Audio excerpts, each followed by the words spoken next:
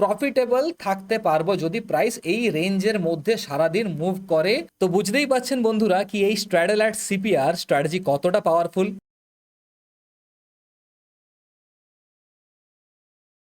নমস্কার বন্ধুরা, আমি গৌরব আর আপনাদের সকলকে জানাই আমার এই চ্যানেল ট্রেডিং টেকনিক বাংলায় স্বাগতম।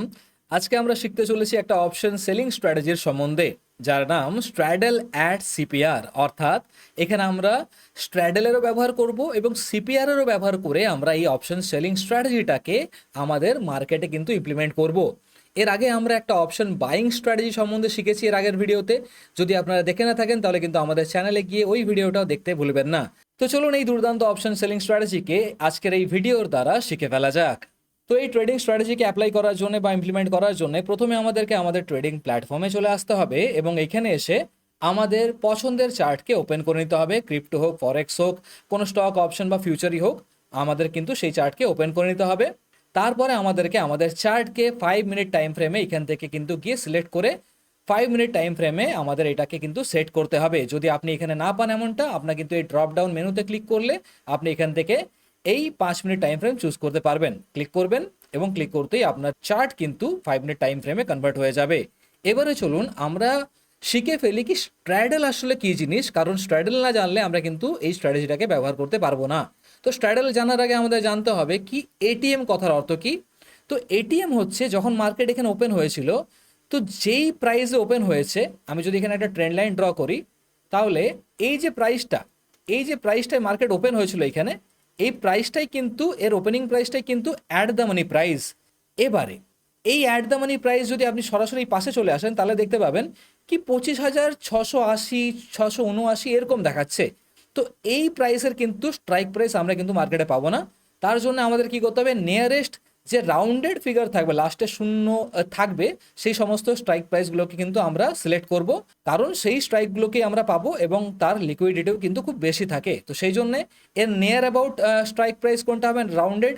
এখানে আমার 25,677 দেখতে পাচ্ছি, তাহলে 25,700 কিন্তু আমাদের নিয়ারেস্ট যে রাউন্ড স্ট্রাইক প্রাইস, সেটা কিন্তু এটা 25,700।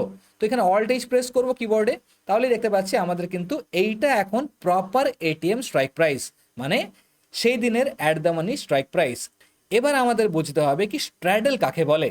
স্ট্র্যাডল হচ্ছে যখন আমরা এই এটিএম স্ট্রাইক প্রাইসের সিই এবং পিই অর্থাৎ কল ইউরোপিয়ান এবং পুট ইউরোপিয়ানকে যখন আমরা শর্ট করব অর্থাৎ বিক্রি করব, তখন কিন্তু আমরা একটা স্ট্র্যাডল ক্রিয়েট করতে পারবো। অর্থাৎ এই 25,700 যখন আমি একটা সিই শর্ট করব, সিই শর্ট করলে আমরা নিচের দিকে মার্কেট গেলে বেনিফিশিয়াল হব, এবং যখন একটা পিই শর্ট করব, যখন মার্কেট উপরের দিকে যাবে তখন আমরা কিন্তু বেনিফিশিয়াল হব। তখনই কিন্তু একটা স্ট্র্যাডল ক্রিয়েট আমরা করতে পারবো। তাহলে স্ট্র্যাডল যখন আমরা এখানে সেল করবো এই দুটো সেম প্রাইসকে, তখন কিন্তু স্ট্র্যাডলটা কিছুটা এরকম দেখাবে। এইটা হচ্ছে যখন পি আমরা শর্ট করব, তখন এই উপরে গেলে আমি প্রফিটেবল থাকতে পারবো, এবং যখন আমরা এখান থেকে একটা সি কে শর্ট করব, তখন কিন্তু মার্কেট নিচে গেলে পরে আমরা প্রফিটেবল থাকতে পারবো।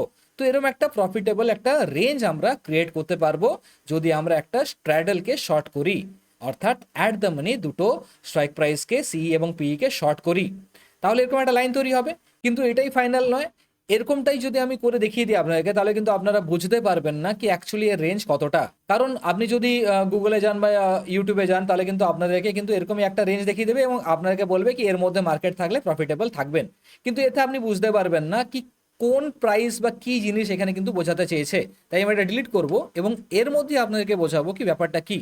দেখুন, যখন আমরা যেমনটা আমরা জানি কি নিচে যখন আমরা পি কে শর্ট করছি তখন ওপরে গেলে আমরা প্রফিটেবল থাকবো, এবং যখন সি কে শর্ট করছি তখন কিন্তু নিচে গেলে এই রেঞ্জটা ক্রিয়েট হচ্ছে। এবারে এর রেঞ্জটাকে আমি কিন্তু পুরো একটা হরিজন্টাল লাইন দিয়ে এরকম করে মার্ক করে দেখিয়ে দিচ্ছি আপনাদেরকে কি কতটা পর্যন্ত আপনাদের একটা প্রাইসের এরিয়া থাকবে। আমি যদি এরকম এতটা মার্ক করি, এবার আপনি পরিষ্কার দেখতে পাচ্ছেন কি যখন আমরা এরকম একটা স্ট্র্যাডলকে শর্ট করি, তখন এই রেঞ্জটা যেই প্রাইসের মধ্যে যাচ্ছে, যদি মার্কেট এই প্রাইসের মধ্যে এরকম করে ঘুর করে এরকম করে, তাহলে কিন্তু আমরা কিন্তু প্রফিটেবল থাকতে পারবো। যদি প্রাইস এই রেঞ্জের মধ্যে সারাদিন মুভ করে, তাহলে at the end of the day আমরা কিন্তু এখানে প্রফিটেবল থাকতে পারবো। কিন্তু যদি আমরা এখানে এই প্রাইসকে এরকম করে এই রেঞ্জের বাইরে একটা ঝটকা দিয়ে এরকম করে বেরিয়ে যেতে দেখি, তাহলে কিন্তু আমাদের বুঝে নিতে হবে কি আমরা কিন্তু এখানে রেড এরিয়ায় চলে আসছি এবং এইখানে কিন্তু মার্কেট যদি চলে যায় তাহলে কিন্তু আমাদের এটা একটা লসের এরিয়া। ঠিক তেমনটাই এদিকেও যদি আমরা এখানে একটা ড্র করি তাহলে কিন্তু আমরা বুঝতে পারবো এটাও কিন্তু আমাদের পুরো লসের এরিয়া। অর্থাৎ এর নিচে যদি মার্কেট চলে আসে ভুল করে, এরকম করে মার্কেট যদি এরকম করতে করতে এর নিচে চলে আসে তাহলে কিন্তু আমাদের এটা লস এখানে আমাদের কিন্তু শো করবে। সেই জন্যে আমরা যখন এরকম স্ট্র্যাডলকে শর্ট করি তখন কিন্তু যদি মার্কেট এই রেঞ্জের মধ্যে থাকে, অর্থাৎ এই দুটো প্রাইসের রেঞ্জের মধ্যে থাকে, তখনই কিন্তু আমরা বেনিফিশিয়াল থাকবো বা প্রফিটেবল থাকতে পারবো। বোঝা গেল তাহলে স্ট্র্যাডল কি জিনিস? চলুন তাহলে এগুলোকে আমরা রিমুভ করে একে একে করে এবং বুঝে ফেলা যাক কি কিভাবে আমরা এই স্ট্র্যাটেজিকে এবারে সিপিআর এর দ্বারা ইমপ্লিমেন্ট করব। আমি সব ডিলিট করে দিলাম। এবারে আমাদের কি করতে হবে, ইন্ডিকেটর ট্যাবে যেতে হবে এবং সার্চ বারে গিয়ে সার্চ করতে হবে সিপিআর। সিপিআর মানে সেন্ট্রাল পিভট রেঞ্জ, ক্লিক করব এবং ক্রসে ক্লিক করতে এখানে অনেক লাইন্স চলে আসবে। এই লাইন্সগুলো আমাদের এত লাইন চাই না, তো আমরা কি করব, সিপিআরে যাব, সেটিংসে যাব এবং এখান থেকে প্রথম তিনটে ডিটিসি, ডিপিপি এবং ডিবিসি রেখে বাকি সবকে একে একে করে আমরা বক্সগুলোকে আনচেক করে দেব, যাতে আমাদের চার্ট থেকে সমস্ত যে অন্যান্য লাইন্স রয়েছে সেগুলো আস্তে আস্তে করে যাতে রিমুভ হয়ে যায়। সেই জন্য আমরা একে একে করে সব বক্সেসকে আমরা আনচেক করব। ঠিক যেমনটা আমি করছি আপনাদেরকেও ঠিক এমনটাই করতে হবে। দেখুন একে একে করে সমস্ত বক্সকে কিন্তু আমি আনচেক করে দিচ্ছি।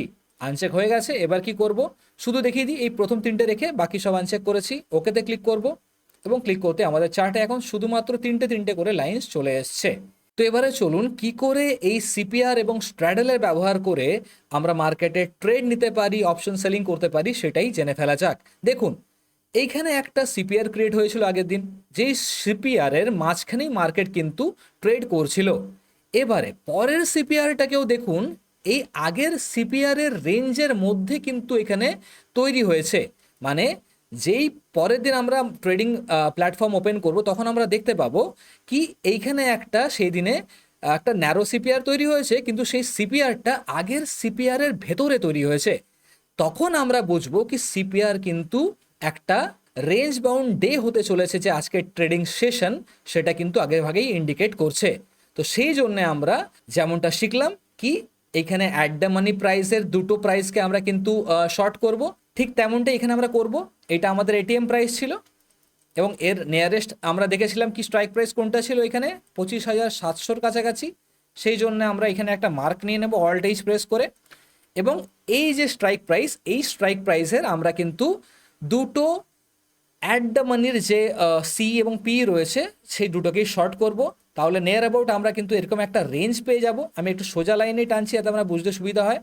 এরকম একটা অল্প রেঞ্জ পেয়ে যাব এবং রেঞ্জ পাওয়ার পরে এইখানে কিন্তু আমরা হরিজন্টাল লাইন যদি টানি তাহলে কিন্তু দেখতেই পাচ্ছেন এরকম করে কিন্তু একটা রেঞ্জ পেয়ে যাব, যে রেঞ্জের এই ভেতরের যে কালারটা হবে সেটা হবে গ্রিন।